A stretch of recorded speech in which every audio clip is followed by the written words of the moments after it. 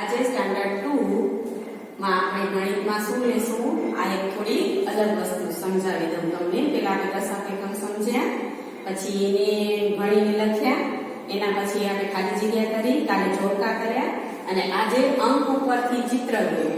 મતલબ દશક જે છે એમાં શું કરશું આપણે? દશક એટલે 10 જેટલા 10 હશે આગળના એકમમાં અને દશકમાં, તો એમાં આપણે કરશું આવી રીતે સ્ક્વેર અને એકમમાં કરશું ત્રિકોણ. તો એવી રીતે હું એક થોડી સંખ્યા લખું તમને સમજાવવા માટે. ધારો કે ત્રકડે બગડે તો કેટલા થાય? ત્રકડે બગડે 32. હવે આમાં એકમ કયો છે? તો કે 2, અને દશક કયો છે? તો કે 3. તો આપણે દશકમાં શું કરવાનું છે? સ્ક્વેર. તો હવે આપણે દશક માટે શું લેશું? સ્ક્વેર. તો સ્ક્વેરમાં કેટલા સ્ક્વેર થશે? 1, 2 અને 3. બરાબર છે. અને એકમના અંકમાં કેટલા છે? તો કે 2.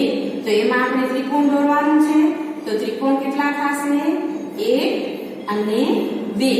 તો આને શું સમજવાનું? 1 10, 2 10, 3 10 એટલે 30, ને સાથે 2, 1 અને 2 એટલે 32. એટલે 30 + 2 બરાબર 32. આ તમને સમજાવવા માટે એક લખું છું કે 30 + 2 બરાબર 32.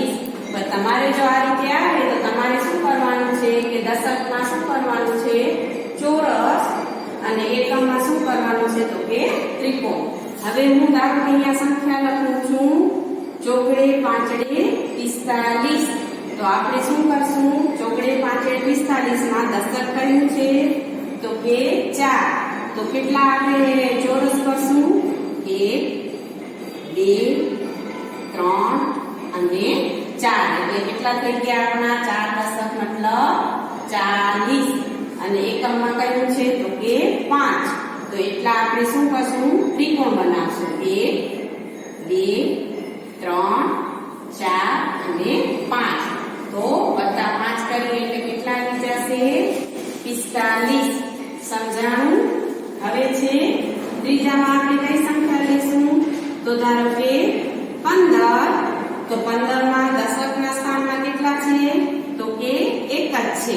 1 દશક અને 5 એકમ. તો 5 એકમમાં કેટલા કરશું? 1, 2, 3, 4 ને 5. આ ખાલી સમજાવવા માટે બધી વસ્તુ અલગ અલગ રીતે સમજાવવા માટે કે દશમ અને એકમ કયા કયા છે સમજવા માટે જ આ નવી નવી એક્સરસાઇઝ થાય છે.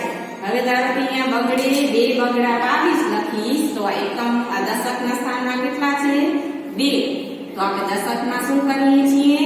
હા, ચોરસ. અને એકમમાં પણ ત્રિકોણ. તો એમાં પણ 2. તો 2 20 અને 2 22. હવે અહીંયા ધારો કે આપણે લખીએ છીએ 17.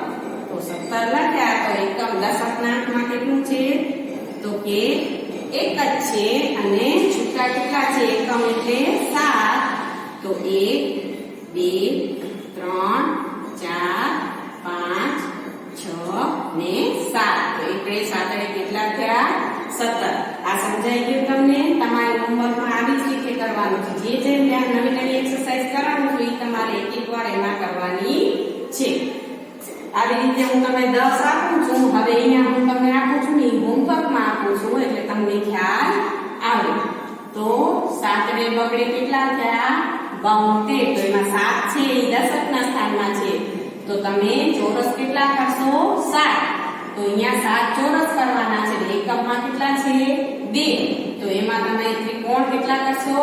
2. સમજાણું? આ હોમવર્કમાં આટલા હું આપું છું એ વસ્તુ તમારે કરવાની છે. એક મેં તમને સમજાવી દીધું છે. આઠડે પાંચડે 85, છગડે બગડે 65, પાંચડે ત્રગડે 53 અને ત્રગડે નવડે 39. હવે આ વસ્તુ તમારે હોમવર્કમાં કરવાની છે. તો આટલું મેં સમજાવ્યું છે. ન સમજાય તો મને તમે પૂછી શકો છો.